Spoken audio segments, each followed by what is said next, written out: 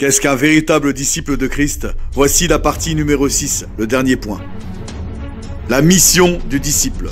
Marc 16 au verset 15. Marc 16 au verset 15. Jésus nous dit: allez par le monde entier et prêchez la bonne nouvelle à toute la création.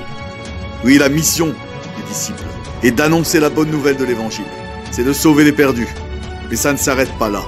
Une fois le perdu sauvé, il doit en faire un disciple. Matthieu 28 au verset 19. Matthieu 28 au verset 19. Jésus dit: allez, faites de toutes les nations des disciples. Faites des disciples. On voit des chrétiens qui annoncent Jésus dans les métros ou dans les rues. Ce n'est pas une mauvaise chose. C'est même ce que Dieu nous demande. Mais si on ne les conduit pas, si on ne les dirige pas vers une église, comment en ferons-nous des disciples? Un exemple pour illustrer. Un docteur annonce à une personne qu'elle a une maladie, qu'elle a besoin d'une opération pour être guérie. Si la personne n'est pas menée à l'hôpital pour se faire opérer, elle saura qu'elle est malade, ok.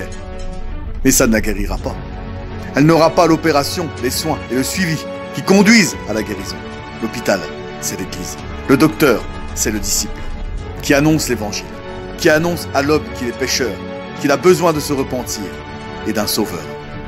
Savoir qu'il est pécheur et que Jésus a payé le prix pour ses péchés ne fera pas de lui un véritable disciple. Ce sauveur a bâti exprès son hôpital, qui est l'église. Et c'est dans l'église que se forment les disciples de Christ. C'est dans l'église qu'on devient un véritable disciple du Christ.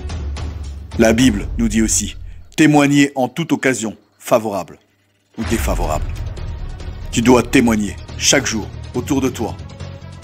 Dieu aime l'homme fait à son image. Et Dieu veut sauver tous les hommes. Tu as été sauvé pour servir, pour annoncer à ton tour la bonne nouvelle. Et qu'à travers toi, Dieu puisse encore sauver des âmes. Pour terminer, voici un petit résumé de qu'est-ce qu'est un véritable disciple de Christ. 1. Il est premièrement animé par l'amour, celui de Dieu. 2. Il marche par la foi, il ne perd jamais la foi. 3. Il marche de progrès en progrès dans la sainteté. 4. Il fait preuve d'autodiscipline pour s'emparer du royaume des cieux. Il travaille à son salut. Il a renoncé à lui-même, il est entièrement consacré à son Seigneur. 5. Il reflète Christ dans toute son attitude, il manifeste les fruits de l'Esprit. 6.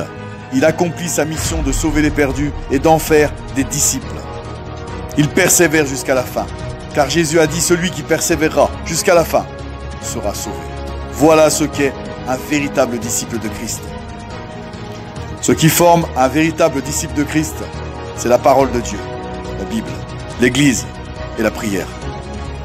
Et à ce véritable disciple de Christ complet qu'on vient de voir, à son passage dans l'éternité, Jésus lui dira, comme dans Matthieu 25 au verset 23, Matthieu 25 au verset 23, « C'est bien, bon et fidèle serviteur, entre dans la joie de ton maître.